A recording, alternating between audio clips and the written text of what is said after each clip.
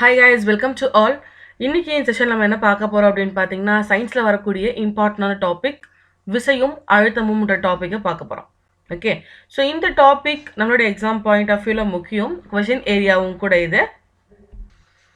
So first thing, விசைக்கான அழகு என்ன அப்படின்னு பார்த்தீங்கன்னா நியூட்டன் தாங்க விசையோட அழகு. இது ஒரு ப்ரீவியஸ் இயர் கொஷின் பா. ஸோ விசையை இன்னும் வேறு சில அழகால நம்மளால அளக்க முடியும். என்னென்ன அப்படின்னு பார்த்தீங்கன்னா டைம், கிலோகிராம் விசை, பவுண்ட் விசை. இதில் நீங்கள் மிக முக்கியமாக பார்க்க வேண்டியது எஸ்ஐ யூனிட்ஸ் படி பார்த்தீங்கன்னா விசையோட அழகு அப்படின்றது நியூட்டன் தான். ஸோ இதுதான் நமக்கு ரொம்ப முக்கியம். The first point is most important. விசையும் அழுத்தமும் டாப்பிக்கில் முத பார்க்கக்கூடிய மிக முக்கியமான ஒரு கீ பாயிண்ட் என்ன அப்படின்னு பார்த்தோன்னா விசையோட அழகு நியூட்டன். இதை மட்டும் தெரிஞ்சு வச்சுக்கோங்க. விசையோட வகைகள், இந்த விசை அப்படிங்கிறது எத்தனை வகையாக பிரிக்க முடியும் அப்படின்னு பார்த்தீங்கன்னா தொடு விசை, தொடா விசைன்னு ரெண்டு கேட்டகரியாக பிரிக்கிறோம். இந்த தொடு விசை அப்படின்றது நம்ம தொடுதலின் மூலமாக ஏற்படக்கூடிய நிகழ்வு. ஃபார் எக்ஸாம்பிள், ஒரு பொருளை இழுக்கிறது இழு விசை. ஓகே, தரைநார் விசை, அல்லது ஒரு பொருளை தள்ளுறோம் உருட்டிட்டு போராடினா உராய்வு விசை. ஓகே, இது எல்லாமே தொடுதலின் விளைவாக நிகழக்கூடியது தொடு விசை. ஓகே, தொடா விசை அப்படின்றது காந்த விசை. ரெண்டு காந்தங்களை நம்ம வைக்கிறோம், இல்லை காந்தம் மற்றும் இரும்பை வைக்கிறோம் அப்படின்னா நம்ம டிஸ்டன்ஸில் வச்சாலே ஆட்டோமேட்டிக்காக என்ன ஆகும், ஒரு அட்ராக்ஷன் வரும். சரியா? ஸோ அதுதான் தொடா விசை. அதே போல் புவி ஈர்ப்பு விசை. எத்தனை பொருளை நீங்கள் எவ்வளோ மேலே தூக்கி போட்டாலும் அடுத்து என்ன பண்ணோம், திரும்பவும் அது பூமியை நோக்கி தான் கீழே வரும். ஸோ அங்கே இருக்கக்கூடிய அந்த ஈர்ப்பு விசை தான் தொடா விசை.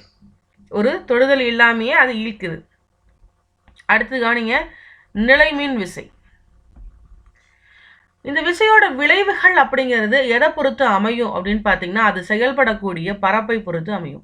எதை பொறுத்து அமையும்? அது செயல்படக்கூடிய பரப்பை பொறுத்து அமையும். இப்போ ஒரு தட்டையான பரப்பை விட கூர்மையான பகுதியில் விசையோட விளைவு அப்படிங்கிறது அதிகமாக இருக்கும். ஓகே, இப்போ ஃபார் எக்ஸாம்பிள் உங்கள் கையை வச்சு இன்னொரு கையை அழுத்துறீங்கன்னு வைங்க. ஸோ அப்போ அந்த அளவுக்கு நமக்கு ஃபோர்ஸ் ஆனது அங்கே இருக்காது. இதே ஒரு ஊசியை வச்சு, ஊசியோட முனை குட்டிங்க, பரப்பு ரொம்ப கம்மி.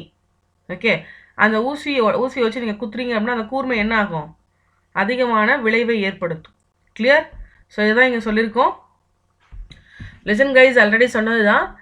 விசை அப்படின்றது தொடுதல் மற்றும் தொடா விசை, இது ரெண்டு பேஸ் பண்ணி இருக்கும். அடுத்ததாக பாருங்க, அழுத்தம்னா என்ன? ஒரு அலகு பரப்பில் செயல்படக்கூடிய அழுத்தம், செயல்படக்கூடிய விசை தான் அழுத்தம்னு சொல்கிறோம்.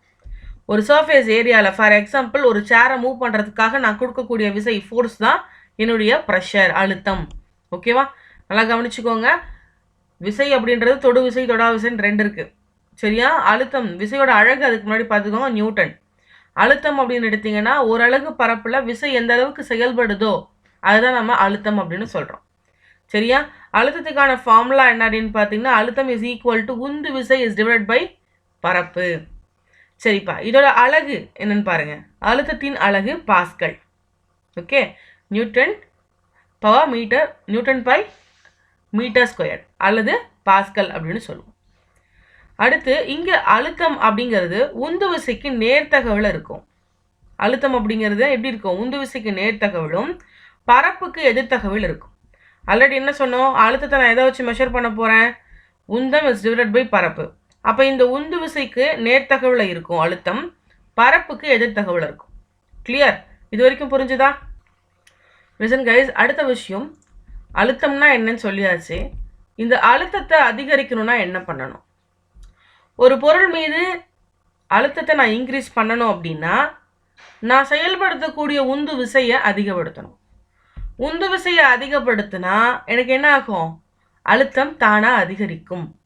அப்படி இல்லை, நான் என்னோட உந்து விசையை அதிகப்படுத்துகிறேன்னா வேற என்ன பண்ணலாம், என்னுடைய ஏரியா ஆஃப் சர்ஃபேஸ் அந்த பரப்பை குறைக்கலாமா? பரப்பை குறைச்சோம்னா என்ன ஆகும், அழுத்தம் அதிகரிக்கும். அதுக்கு ஒரு சின்ன உதாரணம் அப்படின்னு பார்த்தீங்கன்னா கோடாரி, ஆணி, கத்தி அண்ட் ஊசி, துப்பாக்கி குண்டுகள், இது போன்ற கூர்மை முனைகள், அதாவது பரப்பு கம்மியாக இருக்கக்கூடிய பொருட்கள். ஸோ அந்த இடத்துல என்ன ஆகும், அழுத்தமானது அதிகரிக்கும்.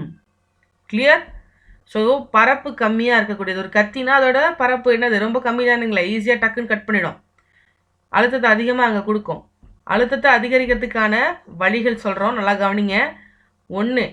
நம்பர் ஒன் என்ன பண்ணணும், அழுத்தத்தை அதிகரிக்கணும் அப்படின்னா விசையை அதிகரிக்கணும், உந்து விசையை அதிகரிக்கணும். ஓகே, இல்லை நான் உந்து விசையை அதிகரிக்கலை அப்படின்னா என்னுடைய செயல்படக்கூடிய பரப்பை குறைக்கணும். அதுக்கு உதாரணங்கள் அப்படிங்கிறது ஆல்ரெடி தான் குறைவான பரப்புகள் கொண்ட எக்யூப்மெண்ட் அப்படின்னு பார்த்தீங்கன்னா ஆணி, கத்தி, ஊசி இது எல்லாமே நம்ம சொல்லலாம். இங்கே எல்லாமே பரப்பு ரொம்ப சின்னது, அழுத்தம் அதிகமாக இருக்கும். கிளியர்? அதே போல் இன்னும் சில எக்ஸாம்பிள்ஸ் கொடுத்துருக்காங்க, கவனிங்க. மணலில் நடக்கிறது, இப்போ ஃபார் எக்ஸாம்பிள் பீச் மலையில் வச்சுக்கோங்க. இதில் நடக்கிறது நமக்கு கொஞ்சம் சிரமமாக இருக்கும், இல்லை பாலைவன மணல்களில் நடக்கிறது நமக்கு சிரமமாக இருக்கும். ஆனால் இது ஒட்டகங்களுக்கு ஏன் ஈஸியாக இருக்குது? இதுக்கான காரணம் என்ன? மனுஷன் அதில் நடக்கும்போது கஷ்டப்படுறான், ஆனால் ஒட்டகங்கள் ஈஸியாக நடக்குது. ஏன்? ஸோ திங்க் பண்ணுங்க. அதோட பரப்பு, ஓகே, ஒட்டகங்களோட அகன்ற பாகங்கள் அப்படிங்கிறது மணலில் அதிகப்படியான பரப்புடன் தொடர்பு கொள்ளுது. ஓகேவா? ஸோ இதனால் அழுத்தம் அப்படிங்கிறது அங்கே குறையுது. அழுத்தம் குறையும் போது, ஓகே, அதிகரிக்கிறது கிடையாது, நல்லா கவனிங்க. அழுத்தம் குறையும் போது இவங்க அந்த இடத்துலேருந்து வேகமாக மூவ் ஆன் பண்ண முடியும். அதாவது ஒட்டகங்கள் அழுத்தம், அந்த பரப்போட தொடர்பு இருக்கக்கூடிய அழுத்தம் குறையிறனால வேகமாக என்ன ஆக முடியுது? மூவ் ஆன் பண்ண முடியுது. ஆனால் மனுஷன் நடக்கும்போது அவனுக்கு அந்த பரப்போட இருக்கக்கூடிய அழுத்தம் அப்படிங்கிறது அதிகமாக தான் இருக்குமே தவிர கம்மியாக இருக்காது. அதனால தான் ஒட்டகங்களால் ஈஸியாக மணல் பரப்பில் நடக்க முடியுது, நம்மளால் நடக்க முடியறதில்ல. சரியா? அடுத்த விஷயம் கவனிங்க. கனரக சரக்கு வாகனங்களில் அழுத்தத்தை குறைக்கணும் அப்படின்னா என்ன பண்ணுவாங்க? பெரிய பெரிய கண்டெய்னர் லாரிஸ் போதுமா? அந்த கண்டெய்னர் லாரியில் அழுத்தத்தை குறைக்கணும் அப்படின்னா என்ன பண்ணலாம்? சாலைகளோட தொடர்பு இருக்கக்கூடிய தொடுபரப்பு, அதாவது டயர்னு வச்சுக்கோங்களேன், தொடுபரப்பை அதிகரிக்கணும். அதிக எண்ணிக்கையிலான சக்கரங்களை இணைக்கிறது. நல்லா கவனிங்க. ஒரு கண்டெய்னர் லாரி இருக்குது, அதோட அழுத்தத்தை குறைக்கணும், ப்ரெஷரை குறைக்கணும் அப்படின்னா பரப்பை அதிகப்படுத்தணும். கண்ணு, ப்ரெஷரை அதிகரிக்கணும்னா பரப்பை குறைக்கணும். இந்த தெளிவாக தெரிஞ்சு வச்சுக்கோ. அழுத்தத்தை நான் குறைக்கணும் அப்படின்னா பரப்பை என்ன பண்ணணும்? அதிகப்படுத்தணும். என்னுடைய அழுத்தத்தை நான் அதிகரிக்கணும் அப்படின்னா பரப்பை குறைக்கணும். ஓகே, இது வந்து எதிர் தகவல் இருக்க விஷயம் நான் ஆல்ரெடி சொல்லிட்டேன். உந்தம் பற்றி, அதாவது அழுத்தம் பற்றி பார்க்கும்போது சொல்லியிருந்தேன். ஸோ கவனிங்க. இப்போ இந்த கனரக வாகனத்தோட அழுத்தத்தை நான் குறைக்கணும் அப்படின்னா சாலையோடு தொடர்பு இருக்கக்கூடிய பரப்பு அப்படின்றது டயர்ஸா, அந்த டயர் சக்கரங்களோட எண்ணிக்கையை நான் அதிகப்படுத்தணும். தொடுபரப்பு அதிகரிச்சுன்னா என்னுடைய அழுத்தம் ஆட்டோமேட்டிக்காக குறைஞ்சிரும். கிளியர்? நெக்ஸ்ட் திங்க், திண்மங்கள் பார்த்தீங்கன்னா எப்போவுமே ஒரு கீழ்நோக்கிய அழுத்தத்தை கொடுக்கும். அதே போல் நீர்மங்களும் வாயுக்களும் எல்லா திசையிலையும் அழுத்தத்தை கொடுக்கும். டிஃப்ரென்ஸ் தெரிஞ்சு வச்சுக்கோ. திண்மங்கள் என்ன பண்ணும்? ஒரு கீழ்நோக்கிய அழுத்தத்தை கொடுக்கும். இதே மாறாக நீர்மங்களும் வாயுக்களும் எல்லா திசைகளிலும், எல்லா டைரக்ஷன்லையும் அழுத்தத்தை கொடுக்கும். சரி, திரவ அழுத்தத்தில் இருக்கக்கூடிய வேறுபாடுகளை அறியறதுக்கு ஒரு கருவி பயன்படுத்துவோம். முக்கியமான கொஸ்டின்மா இது.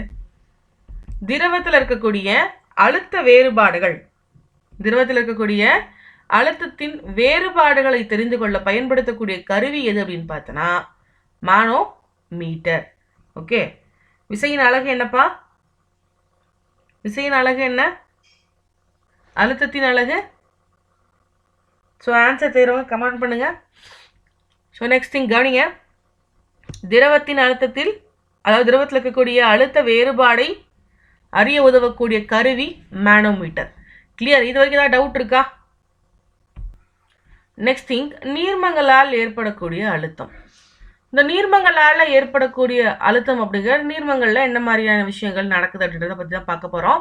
ஸோ ஃபர்ஸ்ட் பாயிண்ட், நீர்மத்தோட அடிப்பகுதியில் கவனிங்க. அழுத்தம், நீர்மத்தோட அடிப்பகுதியில் இருக்கக்கூடிய அழுத்தம் அந்த நீர்மத்தோட உயரத்தை அதிகரிக்கும்.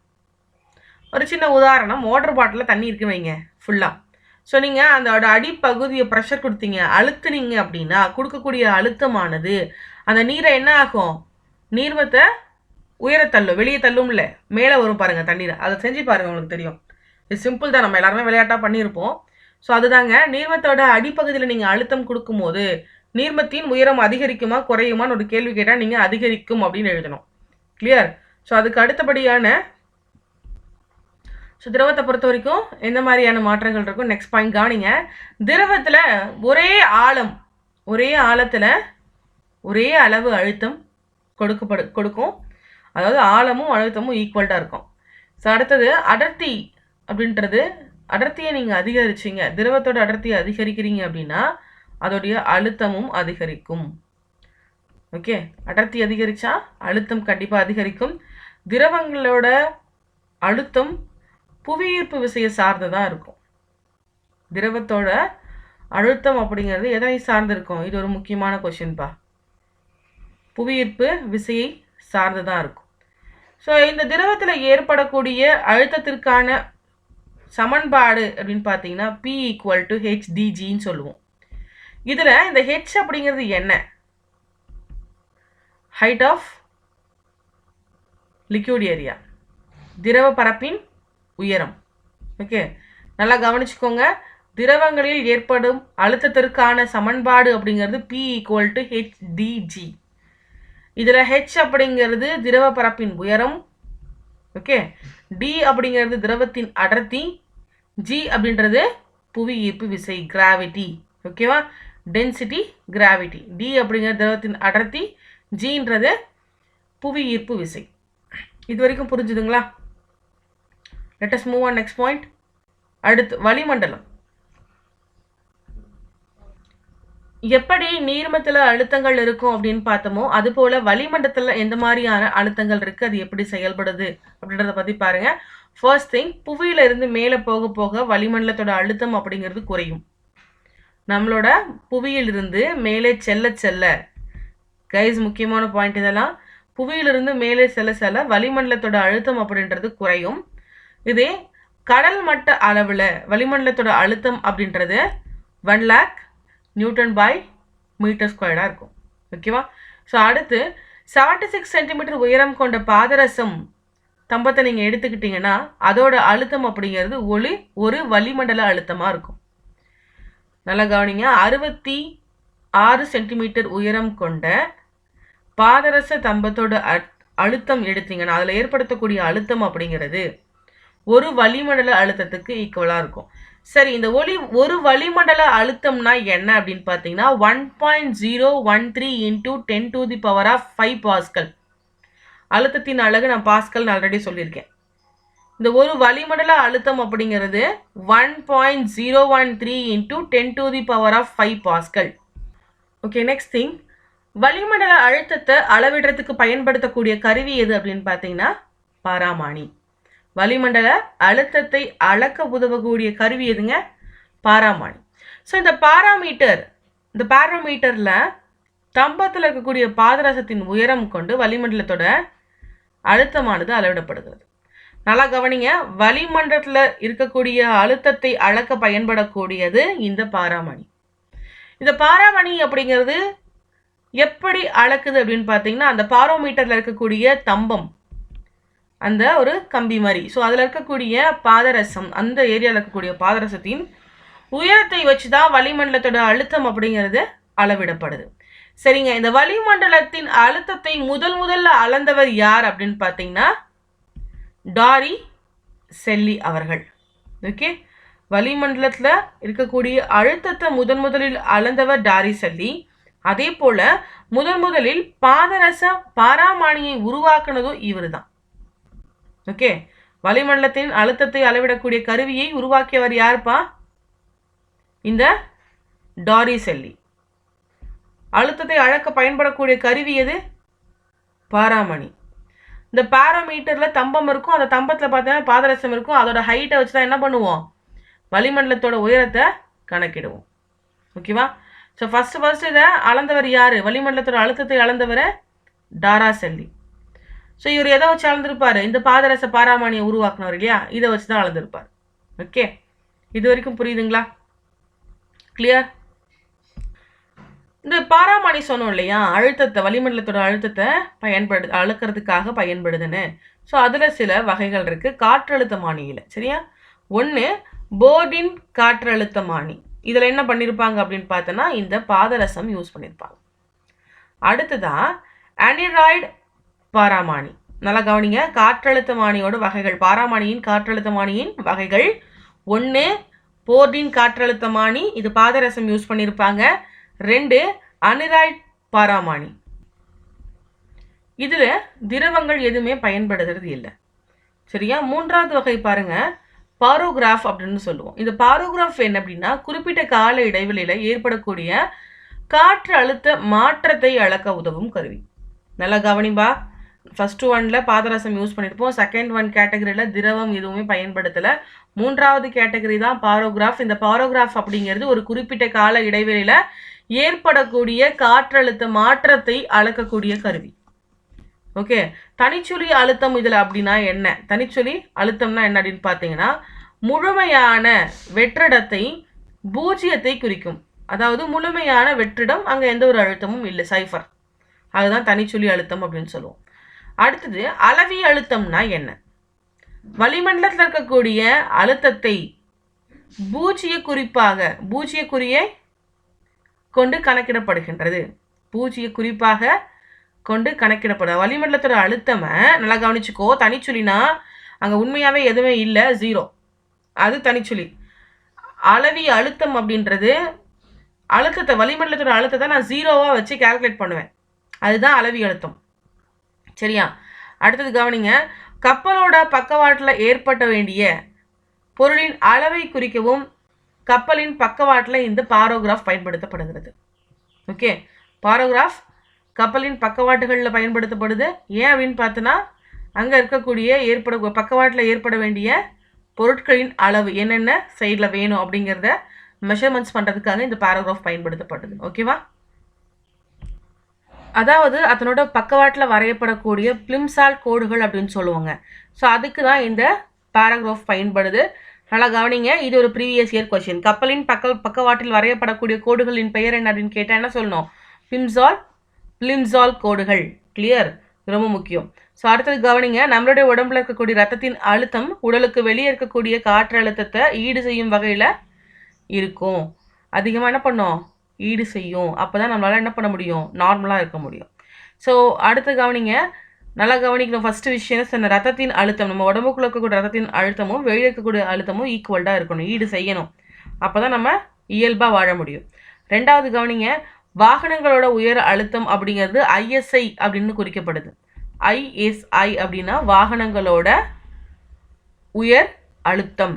ISI or PSI. Okay, so 1 PSI அப்படின்றது 6897 பாஸ்கல். இது அழுத்தங்க. ஒரு PSIயோட வேல்யூ 6895 பாஸ்கல். இது முக்கியம். ஓகே, ஸோ நெக்ஸ்ட் திங், விண்வெளி வீரர்கள் விண்வெளிக்கு செல்லும் போது என்ன பண்ணுறாங்க? சிறப்பு உடைகள்லாம் எடுத்துகிட்டு போகிறாங்க இல்லையா? இதை சிறப்பு உடைகளை அவங்க அணியறதுக்கு என்ன காரணம்? யாருக்கா தெரியுமா? விண்வெளி வீரர்கள் விண்ணுக்கு செல்லும் போது சிறப்பு உடைகள் அணிவதற்கான காரணம் என்ன? விண்வெளியில் காற்று இல்லாததும் அழுத்தம் இல்லாததும். விண்வெளியில் மேலே என்ன இல்லை? காற்றும் இல்லை, அழுத்தமும் இல்லை. அதனால தான் உடலுக்குள்ள அதிகமான அழுத்தம் காரணமாக உடல் வெடித்து விடும். நான் முன்ன சொன்னேன் இல்லையா, இப்போது நம்ம கரண்ட்டில் இருக்க நிலமை, நம்ம உள்ளே இருக்கக்கூடிய ரத்த அழுத்தமும் வெளியே இருக்கக்கூடிய சர்ஃபேஸோட அழுத்தமும் ஈடு செய்கிற வகையில் இருக்கும். ஆனால் விண்வெளியில் அந்த ஒரு ஃபியூச்சர்ஸ் இருக்காது. ஸோ அப்படிங்கும்போது மேலே விண்வெளியில் காற்றும் இல்லை, அழுத்தமும் இல்லை. அதனால் நம்ம உடம்புக்குள்ளே இருக்கக்கூடிய அதிக அழுத்தம் காரணமாக நம்ம உடம்பு என்ன ஆகும் அப்படின்னு பார்த்தீங்கன்னா வெடிச்சிடும். இதை தவிர்க்கிறதுக்காக தான் சிறப்பான உடைகளை விண்வெளி வீரர்கள் அணிந்து செல்கிறாங்க. கிளியர்? ஏதாவது டவுட் இருக்கா இதில்? அடுத்ததான் அழுத்தம் ரெலவெண்ட்டாக ஒரு லா கவனிங்க. பாஸ்கல் விதி அப்படின்னு சொல்லுவோம். இந்த பாஸ்கல் நான் ஆல்ரெடி சொன்னேன், அழுத்தத்தின் அழகு என்ன அப்படின்னு பார்த்தீங்கன்னா பாஸ்கல் தான். ஸோ பாஸ்கல் விதி அப்படின்றது அழுத்தம் ரெலவெண்ட்டாக இருக்கக்கூடிய ஒரு விதி. மூடப்பட்ட நிலையில் இருக்கக்கூடிய ஒரு திரவத்தின் ஒரு பகுதியில் கொடுக்கக்கூடிய அழுத்தம் அப்படிங்கிறது, ஒரு க்ளோஸ்டு ஒரு பாட்டிலில் நம்ம ஒரு இடத்துல ப்ரெஷரை கொடுக்குறோம் அப்படின்னா அது என்ன ஆகும்? சமமாக எல்லா இடத்துக்கும் கடத்தப்படும். அதுதான் பாஸ்கல் விதி. சரி, இது பயன்கள் என்ன அப்படின்னு கவனிங்க. இந்த மாதிரி அழுத்தத்தை ஒரே அளவில் நம்ம கொடுக்கறது பாஸ்கல் விதின்னு சொல்லியாச்சு. அதாவது ஒரு இடத்துல நான் அழுத்தம் கொடுக்கும் போது ஈக்குவல்டான ப்ரெஷரோட எல்லா இடத்துக்கும் சமமாக கடத்தப்படுறது பாஸ்கல் விதின்னு சொல்லியாச்சு. இந்த பாஸ்கல் விதியோட பிரயோஜனம் என்ன? பயன் என்ன? வாகனங்களை பழுது நீக்கக்கூடிய பணி அப்படிங்கிறது இந்த பாஸ்கல் விதியை பேஸ் பண்ணி இயங்குது. ஓகே, வண்டிகளோட வேகத்தை குறைக்கிறதுக்கு இதை பயன்படுத்தலாம். வண்டிகளோட வேகத்தை குறைக்கிறதுக்கு பயன்படுத்துகிறோம். அண்ட் மண் தோண்டி ஜேசிபிகளில் இதை பயன்படுத்துகிறோம் இந்த டெக்னிக்கை. அடுத்து பஞ்சு அல்லது ஆடைகள் மிக குறைவான இடத்தை அடைத்துக்கொள்ளும் அழுத்தப்பட்ட பொதிகளாக மாற்றுவதற்கு, அதாவது ஒரு பஞ்சை நிறைய ஒரு ப்ரெஷர் கொடுத்து ஒரு இடத்துல அழுத்துறதுக்கு நம்ம இந்த பாஸ்கல் விதியை பயன்படுத்துகிறோம். இது நீரியல் அழுத்தி பயன்படுகின்றது. ஓகே, அதாவது இந்த மாதிரி பிளேஸில் இயங்கு நீரியல் அழுத்தி அப்படின்ற ஒரு கான்செப்ட் பயன்படுது. இது வரைக்கும் உங்களுக்கு புரிஞ்சுதா? பாஸ்கல் விதினா என்ன, பாஸ்கல் விதினால என்ன யூஸ் அப்படின்னு புரிஞ்சுதா? உங்களுக்கு இது ரிலவெண்ட்டாக டவுட் இருக்கா? Are you clear? So doubt இருக்குது அப்படின்னா கமெண்ட் பண்ணுங்கள். உங்களுக்கு இது ரிலவெண்ட்டாக டெஸ்டர்ஸ் வேணும், இல்லை கிளாஸஸ் வேணும், ஆன்லைன் பேட்ச் உங்களுக்கு ஜாயின் பண்ணுற இன்ட்ரெஸ்ட் இருக்குது அப்படின்னா நம்மளோட டிஸ்கிரிப்ஷனில் டெஸ்ட் பேட்ச் அண்ட் ஆன்லைன் கிளாஸஸ்க்கான லிங்க் அப்படின்றத ப்ரொவைட் பண்ணுறேன். தேவைப்படுறவங்க அக்சஸ் பண்ணிக்கோங்க. தேங்க்யூ ஃபார் வாட்சிங்.